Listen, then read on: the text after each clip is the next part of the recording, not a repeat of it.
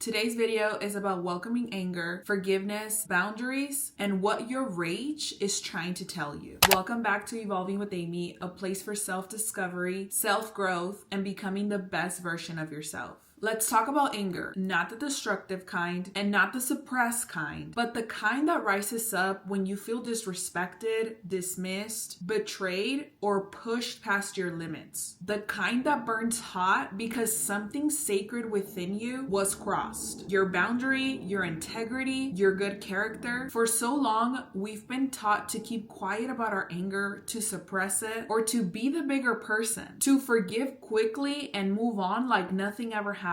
But what if I told you that anger is not the problem? Anger is the messenger. And most of us are so busy trying to silence it that we miss what it's trying to protect. We have to remember that anger is a signal, not a sin. As someone that has practiced religion in the past, I've always been pushed or taught that it is so important to forgive those who have hurt us and to put the other cheek every single time and to keep it moving. However, I've learned that the anger that I felt has been a signal for a boundary that's been crossed or a limit that's been pushed way too far. Anger is definitely one of those emotions that it's misunderstood, especially for us women. We're told it's unladylike, dramatic, or too much, but anger is the truth. Anger is your nervous system telling you that something isn't right here.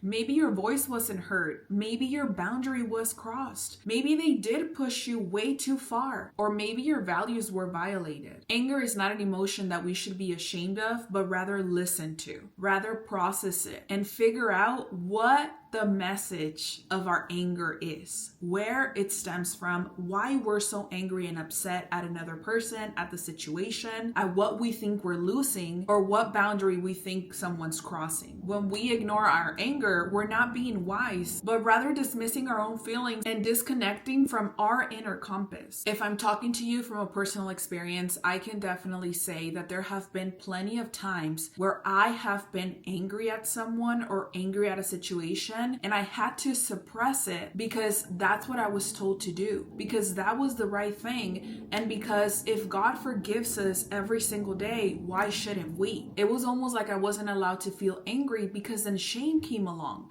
and now I felt shameful for feeling angry when someone literally either crossed a boundary or pushed me way too far to my limit. I've shared with you guys on my personal channel that growing up, I grew up as an angry kid. I was very explosive and I did not care how bad your feelings were hurt as long as I said what I needed to say. I lacked the wisdom and the discernment to express my emotions. Now as an adult, I've learned that there are ways to still express your emotions when your boundaries are crossed without hurting another person. The problem with me is that growing up, I didn't know how to handle my emotions. And it wasn't until I learned through therapy and as an adult that anger was an emotion that was okay to feel. I just needed to know where the anger was coming from and why I felt that way. I needed to sit with the emotion, process it, and figure out what it was trying to tell me.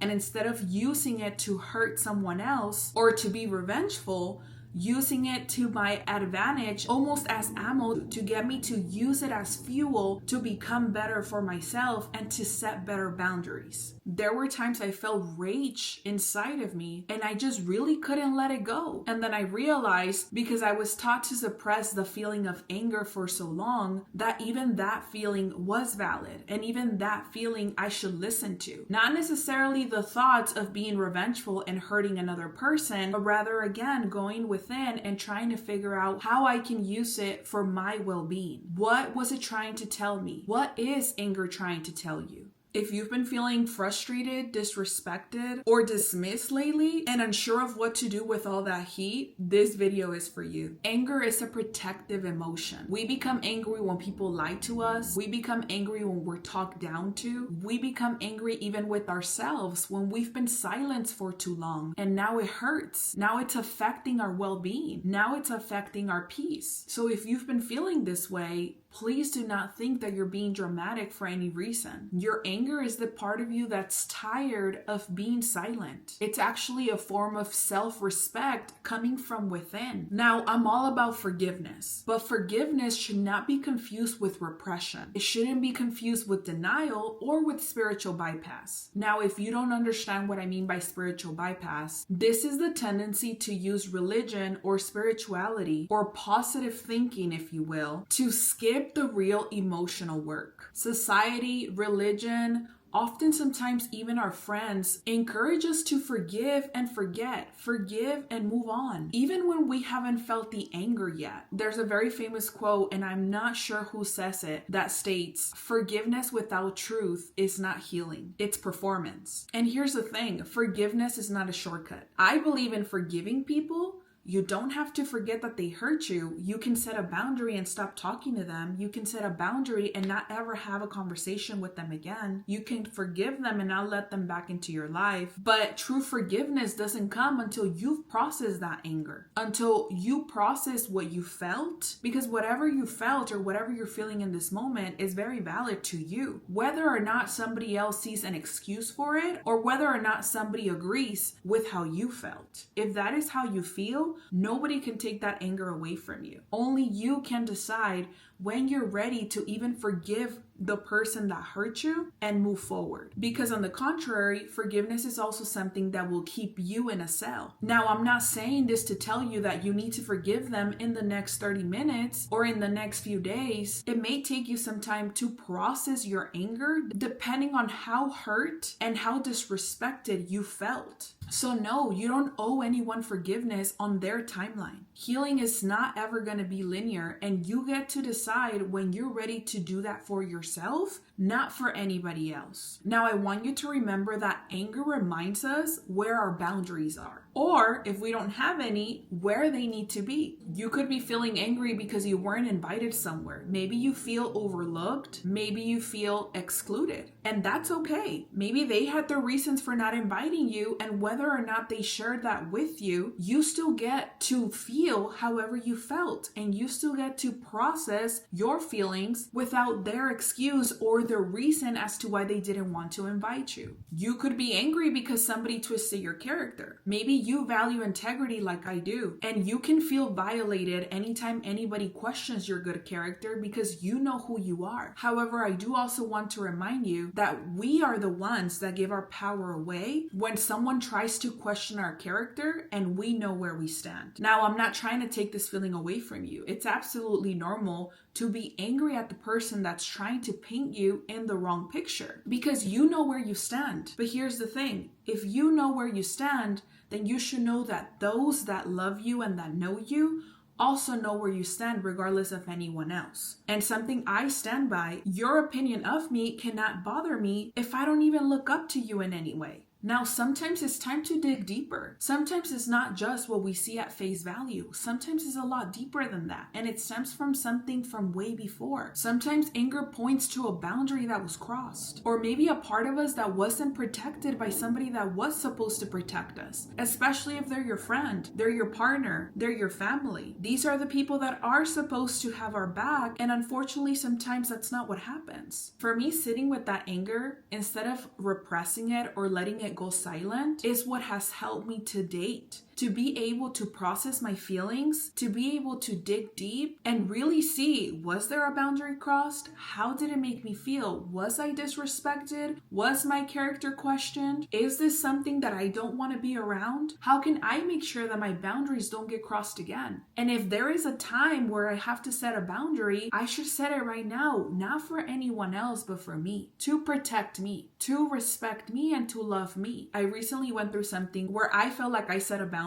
and it was crossed. There are many times where people will try to push your boundaries because they've been allowed in other relationships to push boundaries and get what they want. This time though, they met me, someone that has worked so hard on herself to not allow anyone to cross her boundaries because these boundaries are here to protect me. And I've gotten to a point where I respect and I love myself so much that even if I have have to lose your friendship or a relationship, I will not allow people to cross my boundaries because they're here to protect me. And if I ever feel like my integrity is questioned, and if I ever feel disrespected in any way, that is exactly when I'm turned off and I no longer want to have anything to do with you. Again, this is to protect me. I was able to figure out how I felt disrespected and how I felt that my character was being questioned because I decided to journal about it. I decided to sit with my feelings after it happened and sit with myself all alone and try to figure out every emotion that was coming in. I felt angry. I felt upset. I felt like boundaries were crossed. I felt disrespected. The behavior that this person took wasn't anything that reflected the type of person that I am. And so I started to say, well, what can I do moving forward for me? Am I being tested to see if I'm still going to allow the same behavior from other people now and in my future? And I'm really happy to say that I've passed the test. There are times when we are sent tests in the form of friendships and in the form of relationships to see if there is behavior that we're still going to continue to allow. If there are patterns that we have finally moved from, or if we're going to continue them. Because as long as our patterns continue to be the same and we allow the same behavior from other people, like the disrespect and the crossing of boundaries, then we continue to see the same relationships happening over and over again, whether it's through friends or whether it's through partners, because we continue to allow the same behavior. Now, what do you do with that anger instead of exploding, right? Because I used to explode. When I was a kid, I used to explode. I was very explosive growing up. You can ask any of my family members and they will all tell you that. I had a bad attitude and I didn't know when to keep quiet, because if there was one thing for sure and two things for certain is that I would not allow anyone to cross anything around me. But instead of coming from a place of empowerment, I came from a place of ego. I came from a place of proving you wrong. I came from a place of proving to you or to the other person, right, that I wasn't going to let anything get brushed off. But I was still angry. And even though I was explosive in my character and in my behavior, I still couldn't work through the anger because I wasn't really processing it. I was just going off on the other person. So instead of suppressing it or being explosive or even projecting it to someone else, I've learned to process it. The point of welcoming anger is not so that we lash out. We welcome it to honor what's true in the moment and respond with clarity. Because the moment that I become explosive towards you, I've given you my power. Some of the tools that continue to help me to process my anger are feeling it fully. When I was younger, I used to be so angry that it would make me cry. I used to get so frustrated that even when I was having a conversation with someone about something that made me upset, I would automatically start crying. And I hated when people felt sorry for me because I was crying, because it even made me more upset because I felt it as a weakness. I felt that they thought that I was weak and that's why I was crying. But really, I was just so angry and would turn so red because I just wanted to pop them in the face in that moment. But now, even if it still makes me cry, I process it by myself. I don't have a conversation with anyone on their timeline. Just because you want to talk about something does not mean I'm ready to talk about it, because I may say something that I might regret. So let me process my anger on the side and away from you so that then I can figure out how I really feel, where the anger really stems from, and how I want to move forward in this relationship. Whether or not I want to move forward in this relationship or friendship, or I want to end it. Have you ever screamed into a pillow? Feeling it fully can look like screaming into a pillow. I know it sounds dramatic for some people and you're like, that's like a movie, Amy. Okay, have you tried it? Try screaming into the pillow. Literally put the pillow right in front of you and scream the loudest that you can scream. Have you ever even gone out on a walk where you know there's no one around and just scream? Or screaming in your car where you know that nobody's going to be able to hear you? Even I think sometimes I'm going a little crazy when I've done that in the past. But even at the end of screaming, I started laughing because it was just an emotion that needed to be felt and that needed to be processed. Dancing it out or even hitting a punching bag. Ooh. Now in our days, they have those places that you can actually go to and just break things and just throw things, because sometimes you're so upset that you really need to get it out. Some people love to dance it out. But if you're not a dancer, you're like, F everybody, I don't care about no dancing. I just want to punch somebody in the face. You know those days when you're like, today's the right day. Like, if you're looking for me, today is the day that I just will, I have those days still. It's absolutely normal. Now, I won't ever go to the measures where I used to go to in the past. It's all about feeling your emotion fully. It's all about feeling the anger fully. If you're upset, feel it. And don't take it out on anybody else, but go to yourself and figure out what works best for you. Now, you already know this, and I'm going to tell you, but journaling is one of the best things that you can do to process your emotions. If you're not a writer, go into your notes app and talk to the phone and do a voice memo. No edits, no politeness. Say whatever you feel in your heart to say in that moment, because you need to let it out. Get the real story out. Get everything that you're feeling right now or in that moment out of your chest, because this is where we feel it. This is when we're angry, we're ready to take action. So say it. If you rather record it, put your phone out and record yourself. Put your camera out and record yourself. You have no idea how many times, because this feels so natural to me, I have taken my camera out and everything just comes out. And I say what I want to say. And there's plenty of times where I don't ever send my videos or I don't ever post them, obviously. But if I'm feeling some type of way, I'm going to let it out of here. Because if I don't let it out of here, it's only going to hurt me, not anybody else. Now again, get curious. I like to get curious to figure out where the anger is coming from. What boundary was crossed and what needs to change. The last step, which sometimes can be a little bit hard for some people, it's practicing a mindful release. Speaking your truth if you feel like that's necessary. Setting a boundary with someone if you feel like that's a relationship or a friendship that you want to continue with that person. But never carrying the fire for yourself forever. Talk to a friend, talk to your therapist, or talk to someone that you can confide in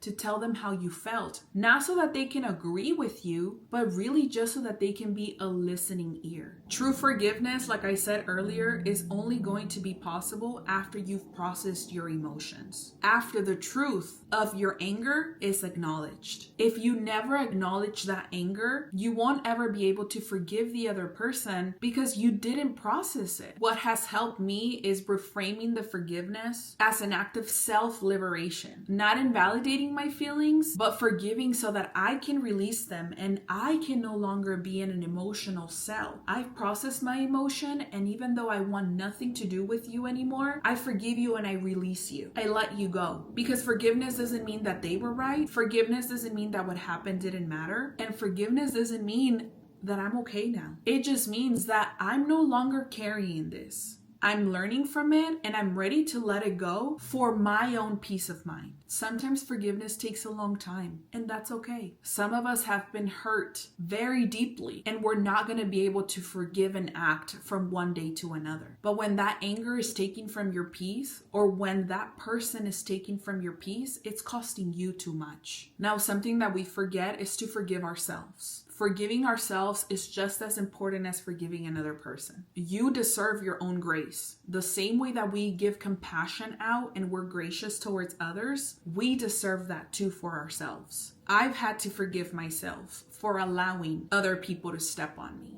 I had to forgive myself for allowing the behavior to continue. I had to forgive myself for putting myself in situations where I knew I shouldn't have been in. I had to forgive myself for not setting a boundary sooner, for staying in places that felt unsafe, for ignoring my own needs just to keep the peace, and for being too kind to people that weren't kind to me. But reminding myself that I was doing the best that I could with the awareness that I had at the time is what's helped me. Now I know more. And when you know more and you do better, that's when you start to be so proud of yourself because you're actually evolving. And you're also allowed to forgive the past versions of you. Your anger has a voice and it deserves to be heard, not judged. Let it guide you. Let it teach you. Let it show you what to protect and what to release. Let me know in the comments, what has anger been trying to tell you? What truth have you been afraid to speak? And if this really spoke to you, please consider subscribing, liking, and really just engaging in the comments so that I can read your comments and I can know that you're loving this type of content, but also so that others feel less alone. There's so many of us that have been taught to suppress our emotions, to suppress anger specifically. And really, it is time to listen to it so that we can know what it's been trying to tell us for so long. Remember that that this space is about truth, growth, and becoming the best version of yourself. I'm super glad that you made it another week. Thank you for being here. And if you're new here, just know that every week on Wednesdays at 11 a.m. we have a new video. If you ever have suggestions on any topic that you would love for me to talk about, please also drop them down below so that we can put them next on the list on the next weeks that are coming in. I love you guys, and until next week, I hope you have a beautiful rest of your day.